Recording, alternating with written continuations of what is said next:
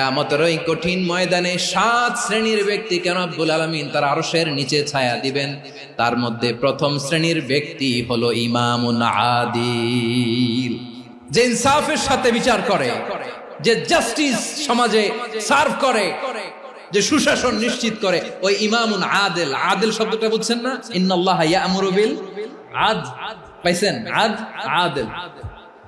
7 শ্রেণীর ব্যক্তিকে আল্লাহ তাআলা সুশীতল আরশের নিচে ছায়া দিবেন, যেদিন তার দেয়া ছায়া ছাড়া কোনো ছায়া থাকবে না। এর প্রথম হচ্ছে ইমামুন আদিল, ন্যায়পরায়ণ শাসক। চিল্লায় বলেন সুবহানাল্লাহ। আবার বিশ্বনবী বললেন, ইন্নাল মুকসিতিনা ইনদাল্লাহি আলা মানাবিরা মিন নূর আন ইয়ামিনির রহমান। কিয়ামতের দিন যারা ন্যায় পরায়ণ হিসেবে আল্লাহর সামনে দাঁড়াবে, কিয়ামতের দিন রব্বুল আলামিন তার আরশের ডান দিকে ওই ন্যায় পরায়ণ লোকদের জন্য আরশের ডান দিকে একটা নূরের